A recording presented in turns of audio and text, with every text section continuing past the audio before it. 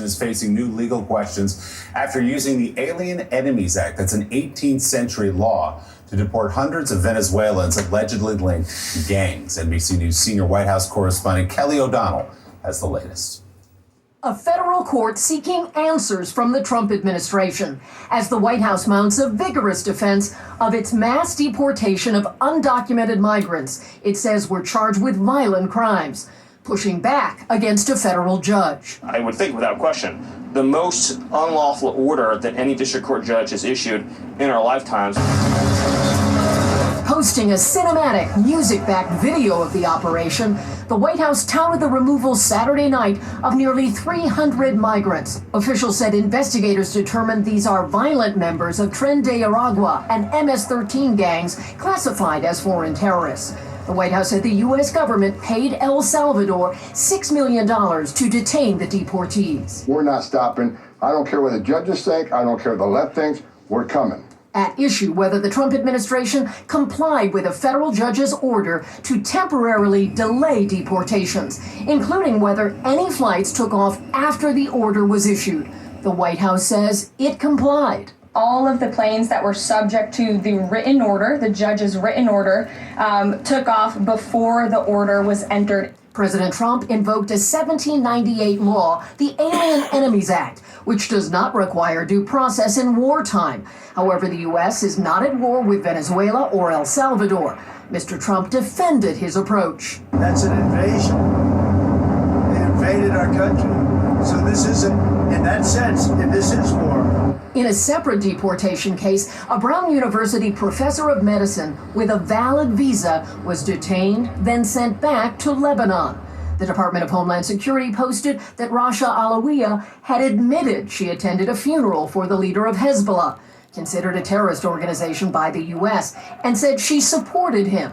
Her removal called common sense security. Her attorney could not be reached. As we heard in Kelly's reporting there, White House Press Secretary Caroline Leavitt is defending the administration's decision to use the Alien Enemies Act to carry out those deportations. This as Donald Trump's border czar, Tom Homan, claims the judge did not have the authority to stop the administration. The president is using every lever of his executive authority and his constitutional authority within the bounds of the immigration laws of our country to ensure that our streets are safer for law-abiding American citizens. And this administration is focused on detaining, arresting, and deporting illegal criminal aliens. And as you saw this past weekend, the president used his authority under the Alien Enemies Act to deport foreign terrorists. What would you say to critics who claim that this administration is refusing to comply with that judge? Well, actually, we did comply with his written order on the 5 aliens that he didn't want deported, and we complied with that. But look, you know, I agree with Caroline Leavitt. I don't think he had authority to have a plane of terrorists turn around in the middle of international waters and bring terrorists back into this country. Hours after that court hearing, Attorney General Pam Bondi called the judge's order a, quote, intrusion on the president's authority. So, Joe, you have the Attorney General of the United States saying that a judge's order is an intrusion on the president's authority. You have Tom Homan, the border czar, saying those flights are going to continue today and saying, Joe, quote, I don't care what the judges think. So where do we go from here? It's like saying if you're in the government, I mean, it's like saying I don't care what the clouds think. They're not allowed to rain today. I mean, yeah, you have to care what the judges think because that's Madisonian, it's Madison constitutional law. He has to do it. And this happens, like we said, Stephen Miller saying this is the greatest judicial abuse or whatever he said of all time. It's not even close. And here's the thing. Chances are very good that the Supreme Court will provide the President of the United States wide latitude on issues of immigration.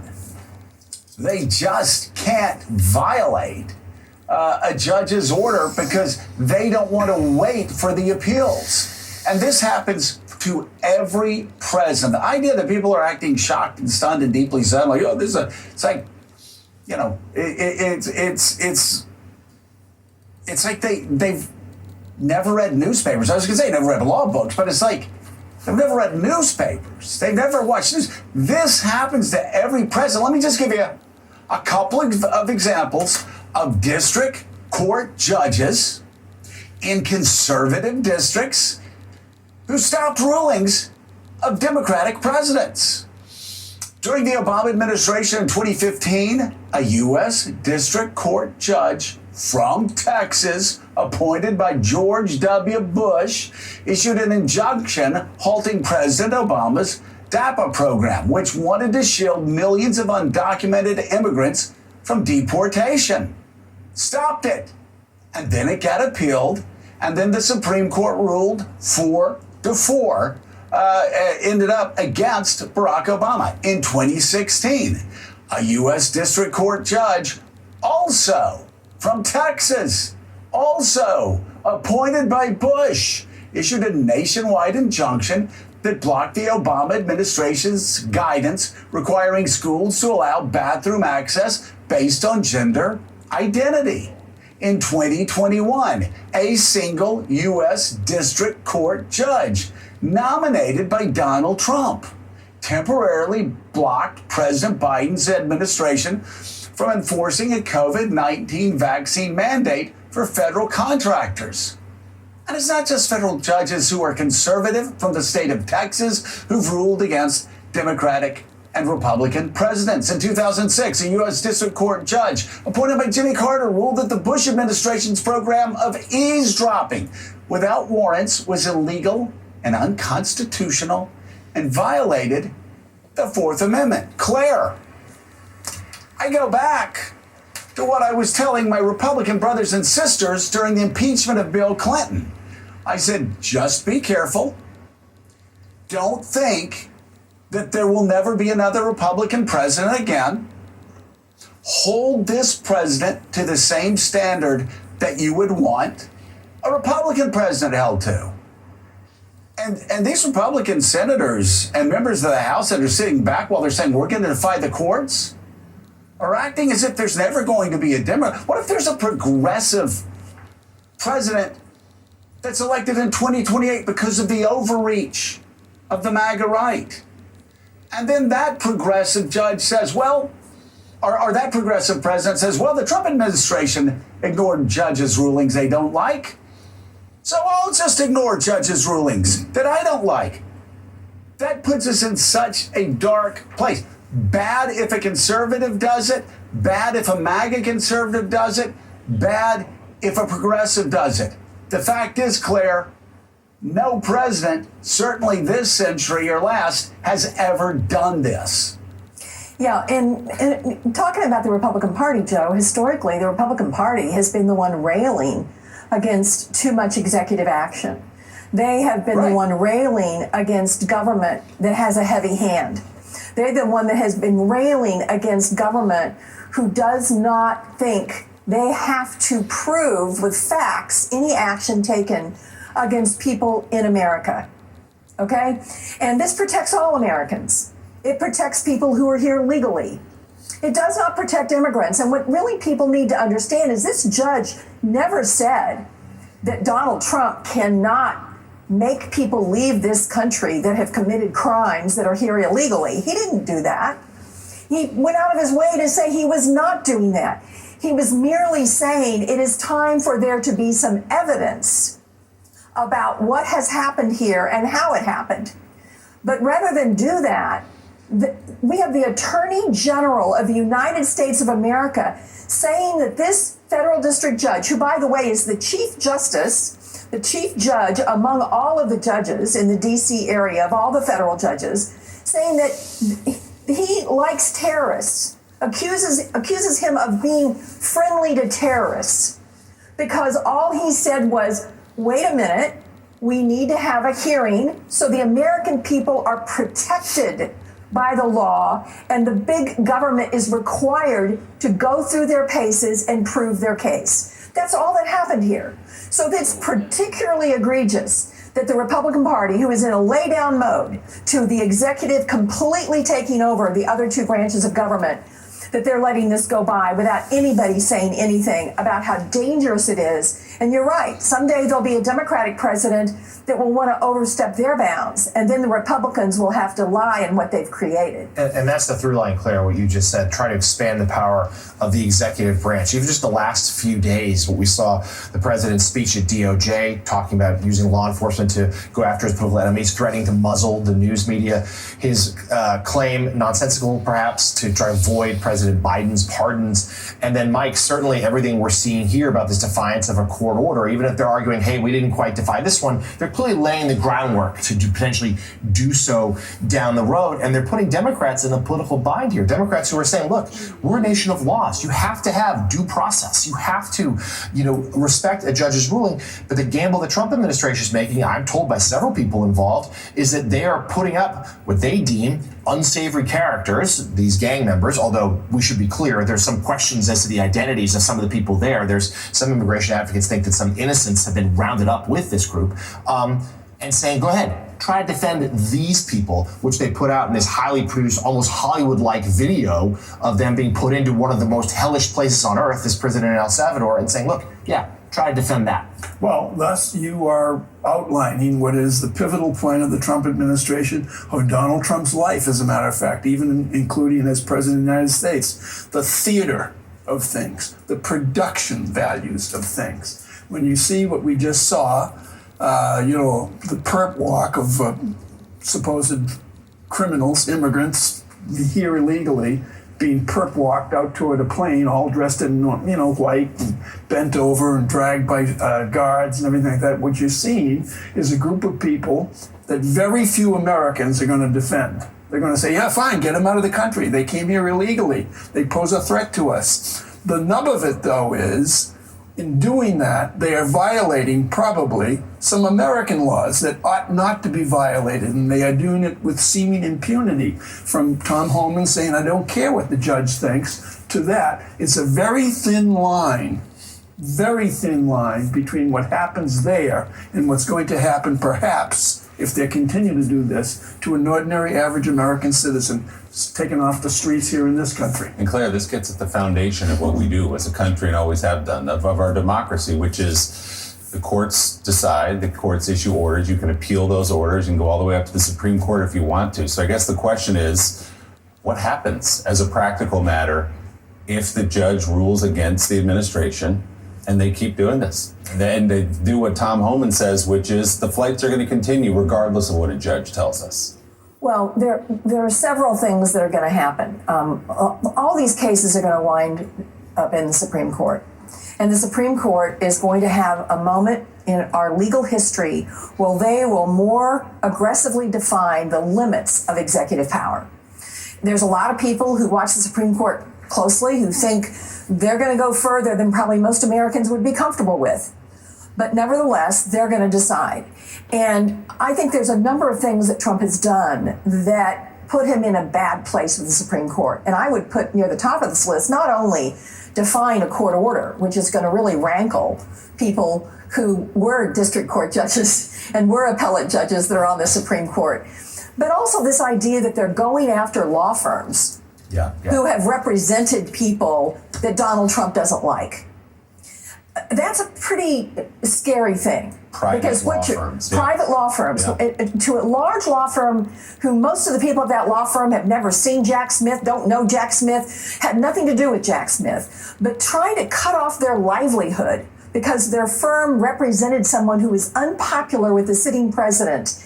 That is really going to be something that judges are going to go, whoa, whoa, whoa, whoa, whoa. Our entire system depends on people who are bad people getting lawyers, much less somebody who was just doing their job under the facts, which was Jack Smith. So it's really, I think, going to be a moment where the Supreme Court, they're not popular right now for a lot of ethical transgressions that have occurred in the recent past. But John Roberts has a big job here. Frankly, Amy Coney Barrett has a big job here. I think the other four are lost on the MAGA island, but those two, I think, have shown a willingness to really take a hard look at executive power and the overreach. Let me say it again. This is the overreach of big government. And all the folks out there in Missouri who have told me at hundreds of town halls, we want government off our backs, I don't think they realize that they have unleashed, what did she call the Kraken or whatever it was, in terms of big government overreach with what this administration is trying to do. Well, and it starts with illegal immigrants who have committed crimes according to the administration. Again, though, we don't know what that evidence is. There's absolutely no due process. We don't know how many people got swept up that were gang members and how many weren't. That's all the court was trying to sort through. But Willie, this is not close for any member of the Supreme Court. They reveal themselves. If you have a president's administration that is not only defying court orders, but having administration officials go out saying, we don't care what federal judges think. Let me say that again. You're a Supreme Court justice, and you're seeing members of an administration saying, we don't care what federal judges think.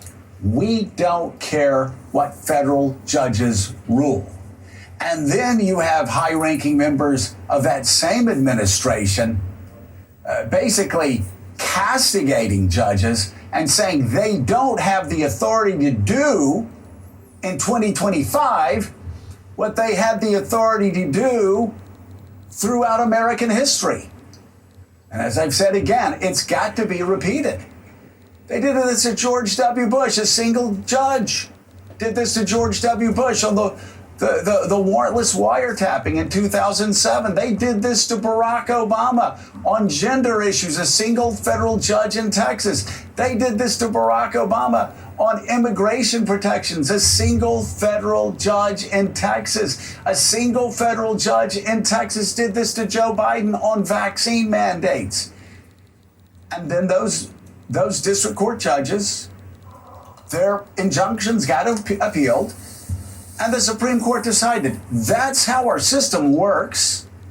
That's how it worked under Joe Biden. That's how it worked under Barack Obama. That's how it worked under Donald Trump the first time. That's how it worked under George W. Bush. And that's how it's always worked. So if you're a member of the Supreme Court and you see the federal judiciary is under attack, it doesn't really matter what your ideology is. Doesn't really matter what president appointed you or what party that president was when he appointed you. What matters is that you have administration officials that are openly defying the power of the federal judiciary, a separate and equal branch of government from the executive. I don't think it's a close call. And anybody that rules that it is basically saying that the federal judiciary is not a separate and co-equal branch with the president and with Congress. And interesting, this is a rare moment where some Republican senators have said, like we mentioned earlier, Senator John Kennedy of Louisiana, you have to listen to the courts. And if you don't like what you hear, you appeal the decision. That's the way it works, and it might make its way all the way up to the Supreme Court. Meanwhile, you have influential MAGA media members cheering all this on the outside, saying this is what President Trump was elected to do, to get these people out of the country. Not only are the judges wrong, they should be ignored and impeached. That's coming from the outside. So just to give you a sense of the energy behind Donald Trump, we'll see where this all goes. Still ahead, 2 NASA astronauts are set to return to Earth tonight, finally. We'll have the latest